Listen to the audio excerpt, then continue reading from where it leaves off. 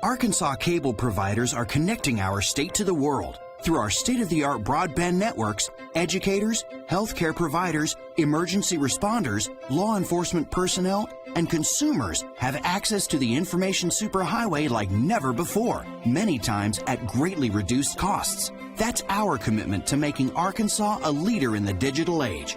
Arkansas cable providers are indeed connecting our state to the world, and we're just getting started.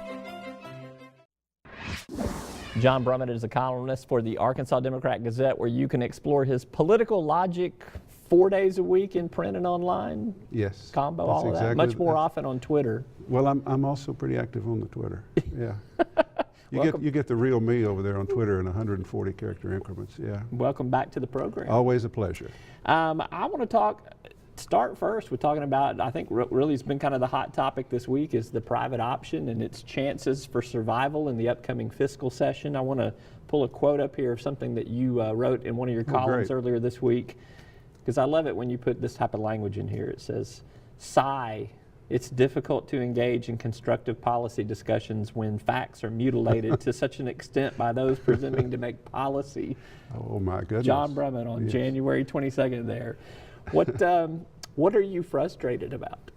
Well, in that case, I was frustrated with Senator Bart Hester from Northwest Arkansas, who had said in an email exchange with a constituent that the private option was just a ripoff at able-bodied people, for able-bodied people who could work, as if everybody who got a job could get a full-time job that would pay for health insurance.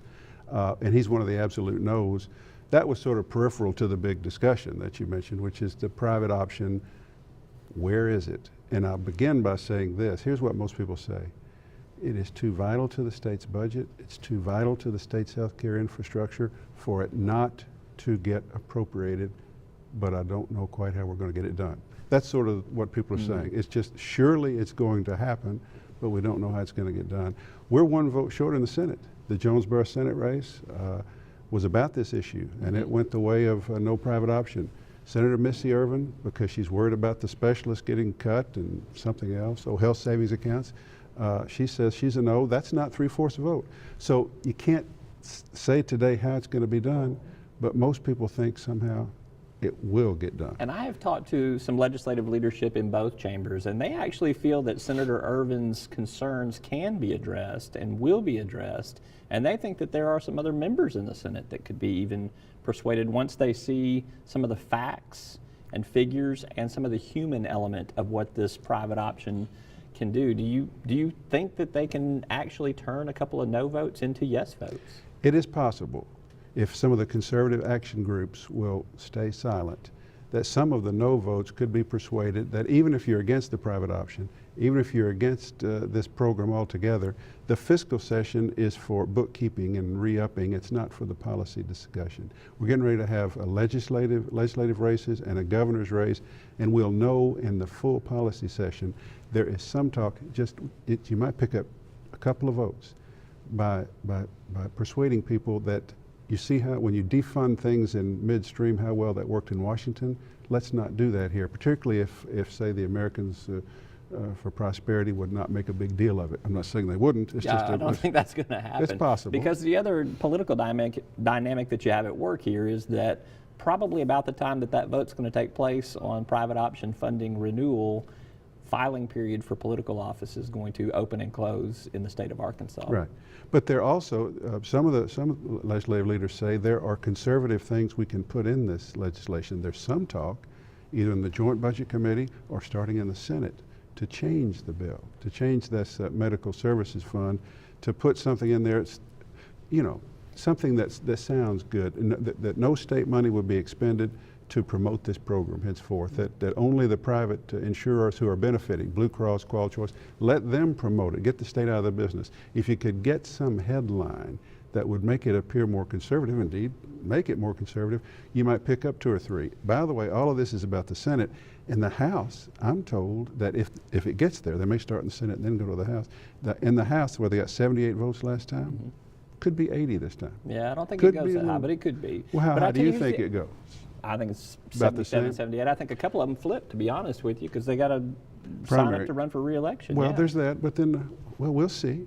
We'll see. We'll know soon enough. see. But what you're talking about too, in terms of changing that policy to garner that headline, it's going to have to be done in special language Right. committee in joint budget or out of the budget committee there, because you're not going to find a bill introduced that's going to make some of these policy changes. No, you don't change. You don't change the human services appropriation on the floor. You don't change. What you do is you put some things in the bill that conservatives want.